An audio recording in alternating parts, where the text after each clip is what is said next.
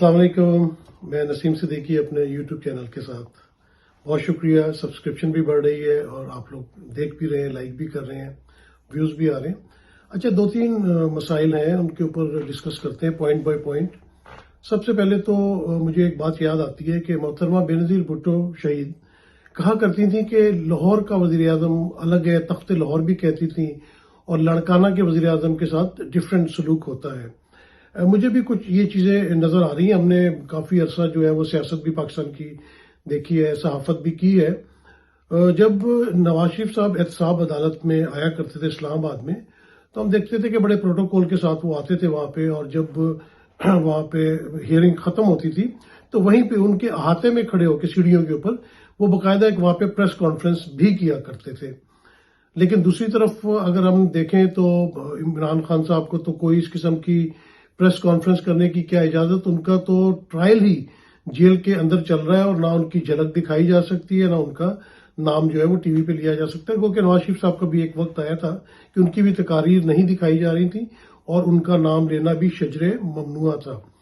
دوسری طرف جو میں نے بہت بڑا فرق دیکھا ہے وہ یہ ہے کہ بھی جیسے پچھلے دنوں آیا کہ جی عمران خان صاحب کی جان کو خطرہ ہے, اڈیالہ جیل کے باہر سے دہشت گرد گرفتار ہو جاتے ہیں. بالکل ہو سکتے ہیں, پاکستان میں دہشت گردی کی کارروائیاں عروج پہ ہیں اور کوئی اس قسم کا واقعہ ہو سکتا ہے کہ وہاں سے گرفتار ہوئے ہو. لیکن سیکیورٹی پرووائڈ کرنا تو جیل حکام کا کام ہے, سیکیورٹی فورسز کا کام ہے. آپ نے جس طرح پابندی لگا دی ہے کہ اڈیالہ جیل میں 2 ہفتے تک کسی سے کوئی حوالاتی جو ہے اس کا ملاقاتی ہوا نہیں جا سکے گا, اور اس میں لازمات ہے. عمران خان بھی شامل ہیں, شاہ محمود قریشی بھی شامل ہیں, فواد چودھری بھی شامل ہیں, کوئی ان سے جا کے نہیں مل سکتا. ایک تو جو ایم این ایز رہے ہوں یا سابق وزیر اعظم ہوں, سابق وزیر خارجہ ہوں, ان کا ایک استحقاق بھی ہوتا ہے جو کہ بری طرح مجروح ہو رہا ہے. جبکہ دوسری طرف مجھے یاد ہے کہ جب نواز شریف صاحب کو سزا ہوئی تھی احتساب عدالت سے, تو ان کو پہلے اڈیالہ جیل میں رکھا گیا تھا, اور میں خود اپنے صحافی دوستوں کے ساتھ ان سے ملاقات کے لیے اڈیالہ جیل گیا تھا, جہاں پہ بڑا پروٹوکول اڈیالہ جیل کے باہر گاڑیوں کی لائن لگی ہوتی تھی اور اندر کوئی 150 لوگ جو ہے وہ مریم نواز شریف اور نواز شریف سے ملاقات کر رہے ہوتے تھے. اس کے بعد ان کو جب کوٹ لکھپت جیل میں رکھا گیا تو مجھے یاد ہے کہ میں لاہور میں بھی ان کو ملنے جیل گیا تھا, اور جو کوٹ لکھپت جیل جانے سے پہلے جو ایک ریلوے پھاٹک آتا ہے وہاں تک ٹریفک بلاک تھی. یعنی کہ اتنے رہنما اور کارکن مسلم لیگ نون کے وہاں ملنے آئے ہوئے تھے کہ وہاں پہ ٹریفک کلیئر کرنا مشکل ہو گیا تھا. اور جب میں بڑی مشکل سے جب میں اندر ملاقات کے لیے پہنچا تو کم از کم 100 لوگ وہاں پہ نواز شریف سے ملاقات کے لیے موجود تھے. وہ کوئی خاص وکیل نہیں تھے یا وہ کوئی ان کے ٹاپ لیڈرشپ نہیں تھی, عام عوام بھی اور ان کے عام کارکنان بھی ان سے ملاقات کر رہے تھے. تو ایک طرف تو آپ یہ رویہ رکھتے ہیں کہ گو کہ وہ جیل میں بھی تھے, ٹھیک ہے وہ سابق وزیر اعظم تھے اس وقت, اور ان کو ان کا پروٹوکول اگر دیا جا رہا تھا تو موجودہ جو سابق وزیر اعظم اڈیالہ جیل میں موجود ہے عمران خان صاحب, ان کو یہ سہولت کیوں فراہم نہیں ہے. ہم نے دیکھا کہ جب نواز شریف صاحب جیل گئے تو ان کی بھی بیماری کے بڑے مسائل ہوئے, ان کو بھی اسپتال لے جایا جاتا تھا. زرداری صاحب کی تو بہت ہی حالت خراب ہو گئی تھی اس وقت, ان کو بھی ہاسپٹل لے کے گئے. شہباز شریف صاحب کی بھی کمر میں بہت درد ہوتا تھا. لیکن ہم نے دیکھا کہ عمران خان صاحب نے تو ابھی تک کوئی اسپتال جانے کی ریکویسٹ بھی نہیں کی, اور کوئی ان کو ایسی بیماری بھی لاحق نہیں ہوئی, بلکہ وہ جیل جو ہے وہ دیدہ دلیری کے ساتھ کاٹ رہے ہیں. اور وہاں پہ بلکہ انہوں نے تو ایکسرسائز مشینیں منگوا لی ہوئی ہیں اور وہ وہاں پہ ایکسرسائز کر رہے ہیں.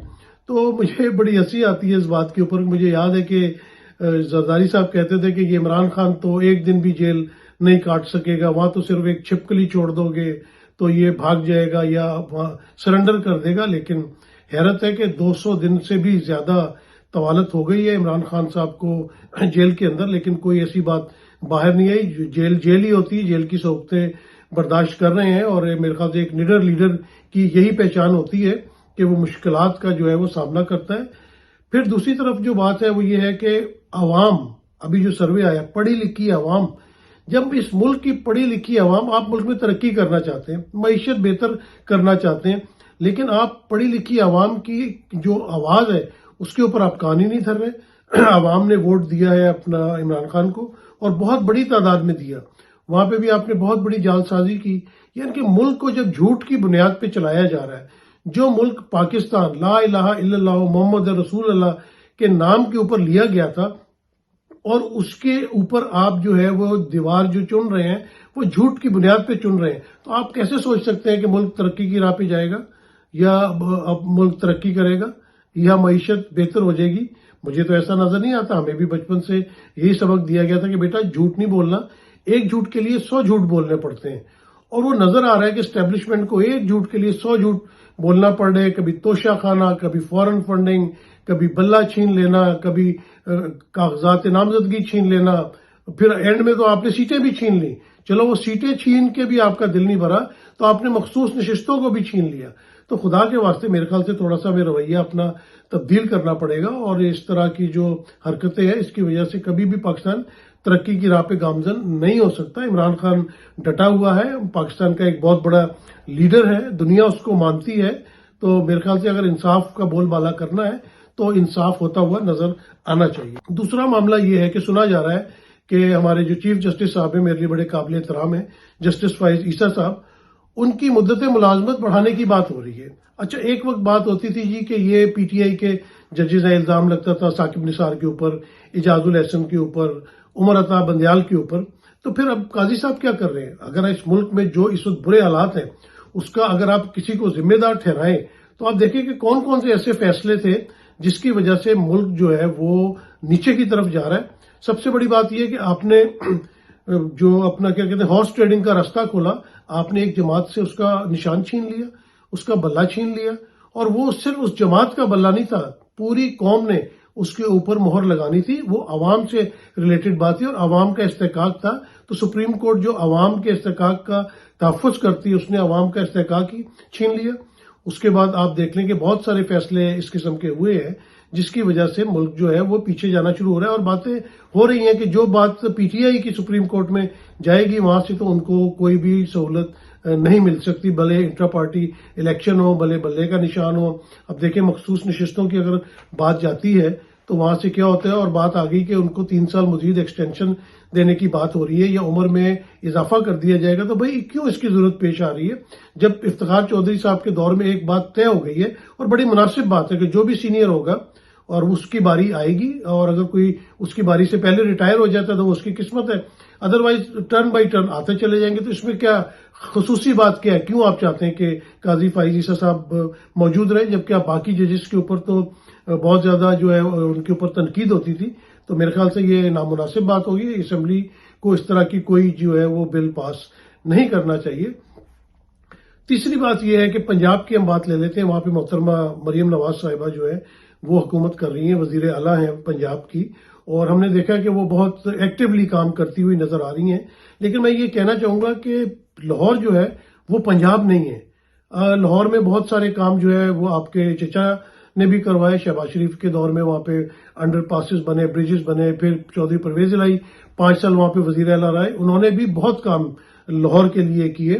وہاں پہ انہوں نے 1122 کی سروس لے کے آئے، ٹریفک وارڈنز لے کے آئے، جو کہ ایک بہت اچھی روایت پڑی لاہور کے اندر. اس کے بعد بزدار صاحب کے اوپر الزامات تو بہت لگتے رہے، لیکن عثمان بزدار صاحب کے دور میں بھی جو ہے وہ کافی کام لاہور میں آئے. اور پھر نگران وزیر اعلیٰ کی جو پھرتیاں تھیں محسن نقوی صاحب کی، وہ بھی ہم نے تھوڑی بہت دیکھی وہاں پہ.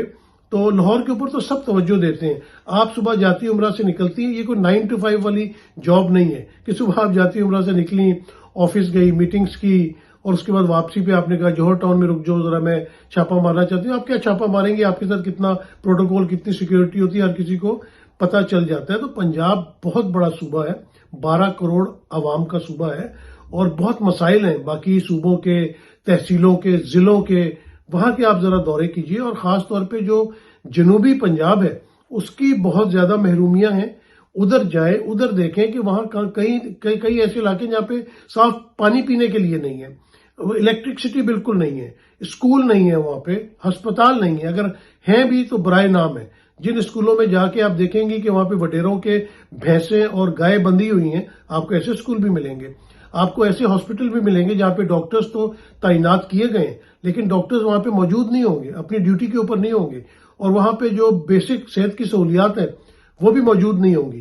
تو میرے خیال سے لاہور سے آپ کو باہر نکلنا پڑے گا اور جا کے دیکھنا پڑے گا کہ کس طرح باقی صوبوں کے اندر کام ہو رہا ہے، یا کس طرح باقی جو آپ کا صوبہ ہے اس کی کیا ضروریات ہے. شہر شہر جانا پڑے گا، گاؤں گاؤں جانا پڑے گا. یہ کوئی آسان کام نہیں ہے وزارت اعلیٰ. بڑی مشکل کام ہوتے ہیں عوام کی خدمت کرنا، اور اس عوام کی خدمت کرنا جو آلریڈی پسی ہوئی ہے. ایک آٹے کی بوری دے دینے سے یا اس کے اوپر نواز شریف کی تصویر لگانے دینے سے مسئلہ حل نہیں ہو جاتا. آپ کو لوگوں کو روزگار دینا پڑے گا. نوجوان جو ڈگریاں ہاتھوں میں لے کے پھر رہے ہیں ان کو روزگار دینا پڑے گا، پھر معاملات آگے بڑھیں گے. یہ خیرات بانٹ دی، زکوٰۃ بانٹ دی، اس سے ملک آگے نہیں بڑھتے. ملک تبھی ترقی کرتے ہیں جب ان کی معیشت کے جو مین پہلو ہیں، جو ٹیکس کلیکشن ہے، جو آپ کی ایکسپورٹس ہیں، یہ جب تک بہتر نہیں ہوں گی جب تک ملک آگے نہیں بڑھے گا. تو یہ بہت سارے پاکستان کو چیلنجز اس وقت درپیش ہیں، صوبوں کو درپیش ہیں. مریم نواز صاحبہ، کیونکہ آپ کے ذمہ پنجاب کا صوبہ ہے، آپ کا پہلا امتحان ہے، تو میرے خیال سے ان تمام باتوں کے اوپر اگر عمل کیا جائے گا اور تمام پورے صوبہ پنجاب کو اہمیت دی جائے گی اور ان کے مسائل کو حل کرنے کی کوشش کی جائے گی، پھر تو بہتری آئے گی. لیکن اگر یہ صرف لاہور کے اندر برج بنوا دیا، وہاں پہ فری وائی فائی دے دیا، ٹویٹر تو وہاں چل نہیں رہا ہے، تو اس طرح معاملات میرے خیال سے آگے نہیں بڑھیں گے. مسائل تو پاکستان کے اور بھی بہت ہیں.